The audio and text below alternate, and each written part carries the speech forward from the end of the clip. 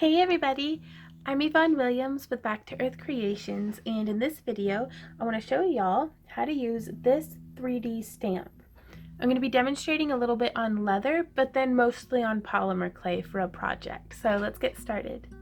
So the type of stamp that I'm using today is called a 3D stamp, and I honest to goodness couldn't tell you exactly why they're called that, as opposed to stamps and tools like these ones that are on a handle.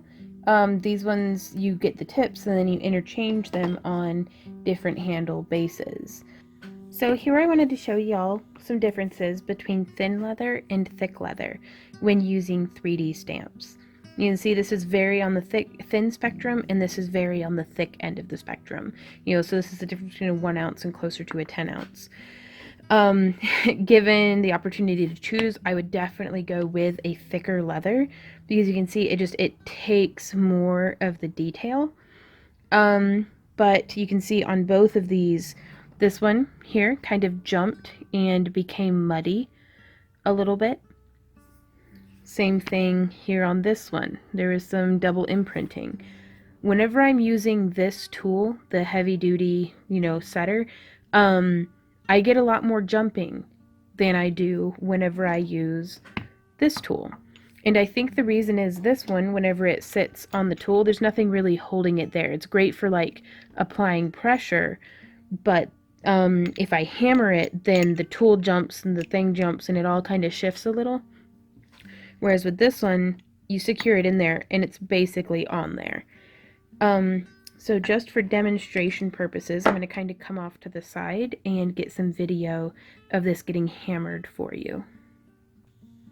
So here you can see I'm using my preferred setter. There will be links to both of them down below. And I'm just placing, I'm going to try to keep my hand out of the way so you can see, keeping a nice good grasp on the handle. I actually applied down with quite a bit of pressure, and then I'm just going to make sure I'm centered up on the hammer. And you can see that one, it jumped a bit.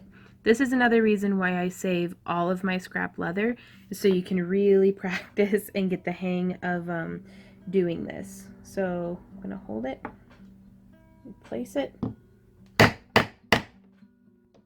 There we go. A nice, good, clean setting. And so that would take an antique gel really well. You could dry brush over it. 3D stamps like this are really fun to use whenever you are doing like keychain fobs or something. I don't particularly like doing projects where it takes more than one stamp on the project. Just in case I do one, perfect, heck, I do 5 perfect. And then it's on the 6th one that it comes out muddy. And I'm like, oh no, how do I fix that? So, I don't use the 3D stamps a whole lot in my leatherworking, because also I feel like they're limited because it only comes in this size, like if I'm working on I kind of have to be working on the correctly sized piece for the 3D stamp to be a good size for me. But I absolutely love using this style of stamp, the moon one in particular, for some of my polymer clay projects. So let's get started talking about that. So the tools that I'm going to be using for this project are some Primo Sculpey in the silver kind of pearlescent color, a craft knife, a circle template, or whatever you have. I'm using a little gear cog that I had gotten in a kit, and then our aforementioned leatherworking 3D stamp. So we're going to start by opening up our clay. Now you can roll this out by hand and use a roller or anything round that you have to kind of, flatten it out, or you could use a pasta machine. But you'll want to start by conditioning the clay, and you can kind of rub it in between your hands and fold and roll. See how that's starting to kind of smush it together? And at first this is a very firm clay, this package is.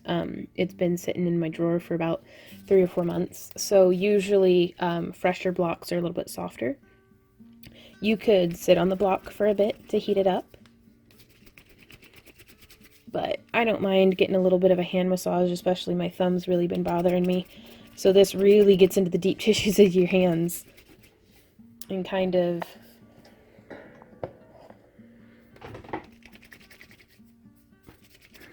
lets you kind of work on it.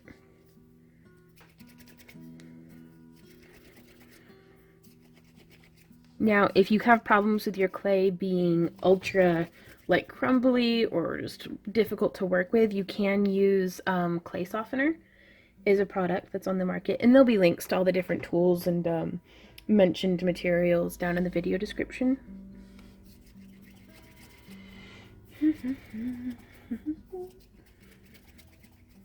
So we're just going to fold and roll.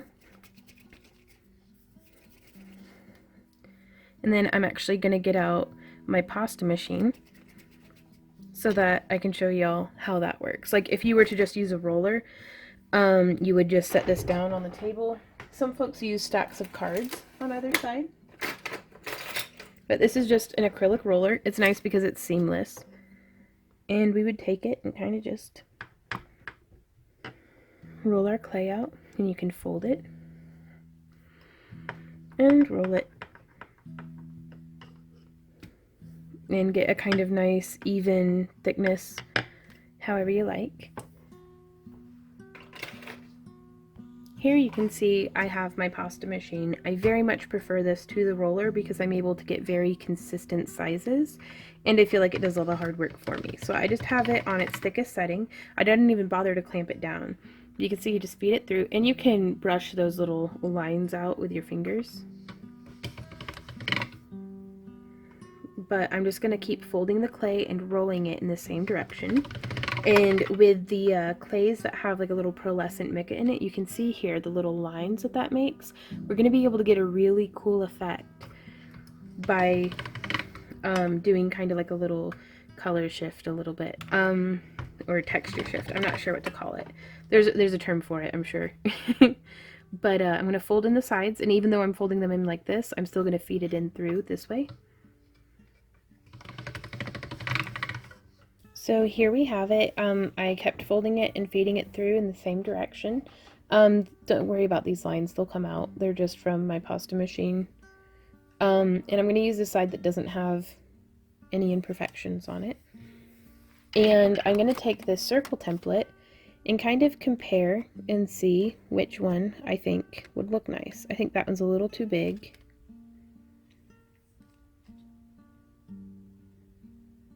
I think this one might be perfect. I like the way it kind of sits. So I'm going to lay this one on here. And you could use a little needle tool. I enjoy this porcupine quill just because, I don't know, I like it. And you could use circle cookie cutters or, you know, just whatever you like.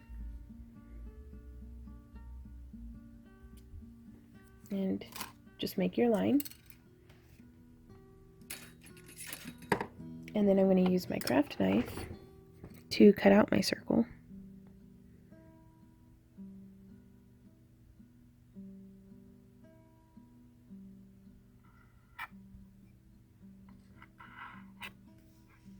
Set that aside and keep cutting.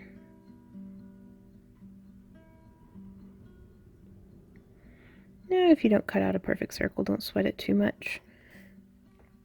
We can take it and kind of round it in with our fingers and make that edge pretty nice. Okay, so now what we're going to do, and I actually have a brush loaded up with a little bit of baby powder. I'm just going to powder the surface very lightly. And then I'm going to take this and I'm going to line up the tips with the edge of the circle. And I'm going to press down quite firmly.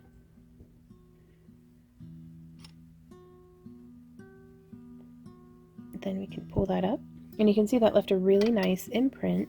I'm going to kind of lift that up and off. And so you can see left a pretty nice little imprint on there. And now what we're going to do is I'm going to come in with my craft knife and just kind of cut right along this edge of the front side of his face.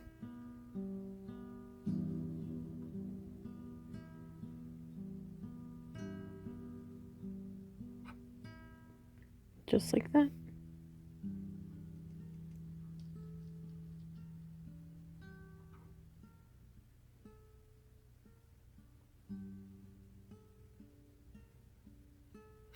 There we go.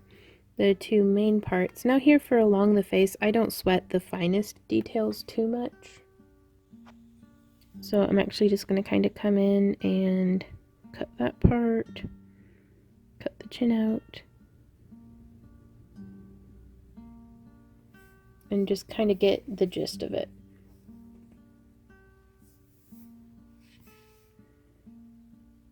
And so we can come in and kind of just tap it with our finger. You could use a styling tool if you prefer.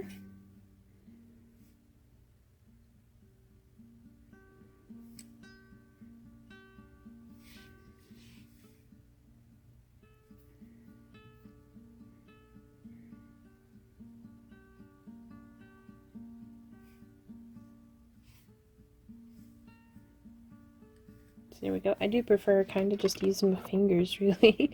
And then over here, we can actually take this. This gear is actually kind of almost the perfect shape.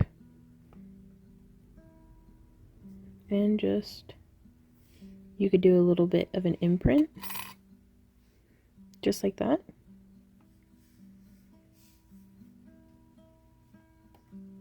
You could cut out larger pieces of clay and do little gear or screw sprockets or different things like that. I'm going to do that little bit of detailing, and then I'm actually going to take some of this extra clay that we have here, and I'm going to kind of condition it and roll it up. So here you can see I kneaded it up and then rolled it out into a snake, and I'm going to cut progressively larger pieces. Try to keep them in order. And then once I get to the 6th one, it's going to be my largest, and then I'll start reducing it down again. 3, 4, and 5. And so now I'm going to start with our largest, and I'm going to take it and I'm going to roll it there in my hand until it makes a little ball. And then I'm going to set it on the surface. And you can actually use the back of your craft knife and smush it down flat-ish. And I'm going to keep rolling and placing each of these graduated sizes of little spheres.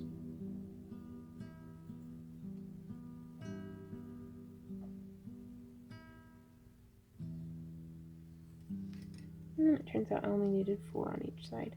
But I'm just going to kind of smush them. And then I'm going to do the other side. So here I have them placed, and I'm just going to smush, smush, smush, smush. And then I have 2 different sizes of screwdrivers.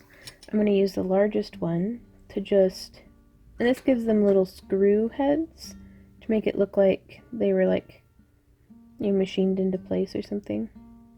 I'm going to use this one for just a few of them.